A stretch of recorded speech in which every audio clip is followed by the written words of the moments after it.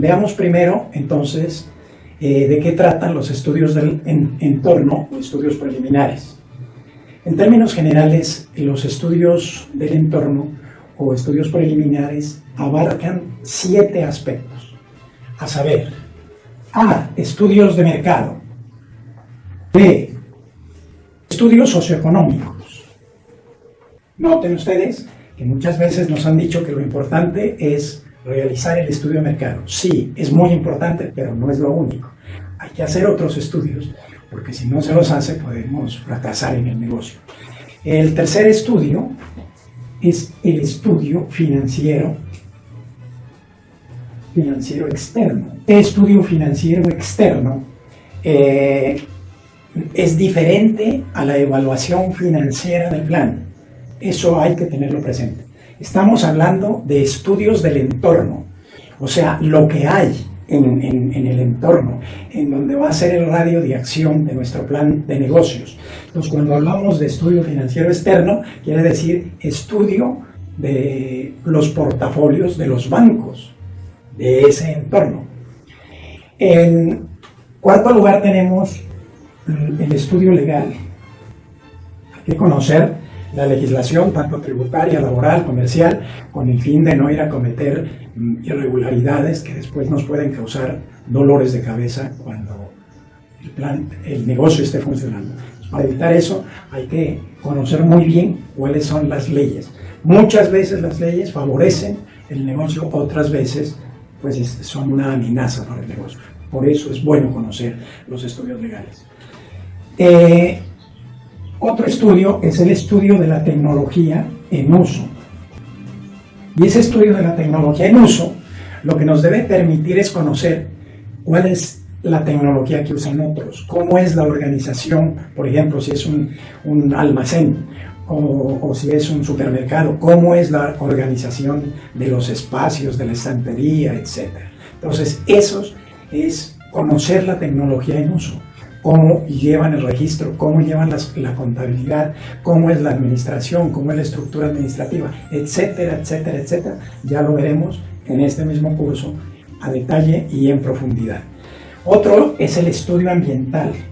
Es mirar cuáles son los factores ambientales sensibles al tipo de negocio que nosotros vamos a utilizar. Por ejemplo, si nosotros vamos a verter líquidos al medio ambiente, mirar en qué condiciones se debe verter ese tipo de líquidos. Si primero hay que filtrarlos, si primero hay que tratarlos, algo así. Otro estudio es el estudio organizacional. 1, 2, 3, 4, 5, 6. Y el último, estudio organizacional, también denominado administrativo. Mirar en el entorno cómo es la estructura organizacional de quienes manejan negocios parecidos a la idea de negocio que nosotros tenemos. ¿Cuál es la estructura organizacional? ¿Cuáles son los puestos de trabajo? Todas esas cosas hay que estudiarlas y eso nos va a servir de fuente de inspiración para cuando entremos a la segunda etapa, que es de diseño o formulación del plan operativo del plan de negocios. Comprende los siguientes 14 pasos o mejor procesos. Primero, consolidación del diagnóstico. En segundo lugar, tenemos la determinación de los objetivos. En tercer lugar, tenemos el diseño de estrategias. En cuarto lugar, tenemos el diseño del producto y la producción. En quinto lugar, tenemos la planeación y distribución de ventas. En sexto lugar, tenemos la localización del negocio. En séptimo lugar, tenemos la determinación y análisis de actividades. Octavo, tenemos la programación de actividades. En noveno lugar, tenemos la determinación del tamaño del negocio. Como décimo proceso, tendríamos el diseño de la estructura organizacional del negocio. Como proceso décimo primero o 11, tendríamos el diseño de puestos de trabajo. El número 12 es diseño de los sistemas. Diseño de los sistemas. que dirigirá la empresa o que se encargará de dirigir la empresa o el negocio.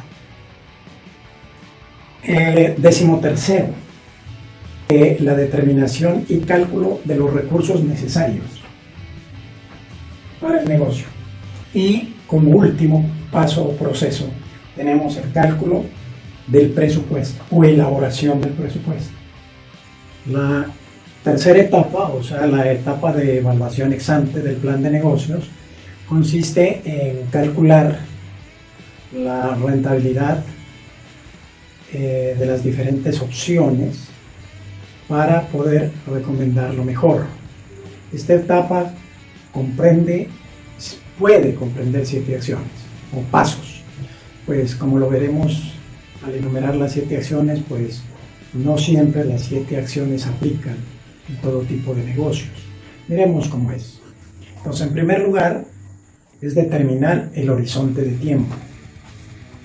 El segundo paso es construcción del flujo de fondos. En tercer lugar, tenemos el cálculo de indicadores financieros.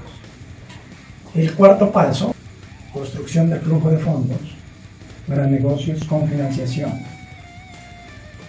Entonces, el cuarto paso es la construcción del flujo de fondos para negocios con financiación.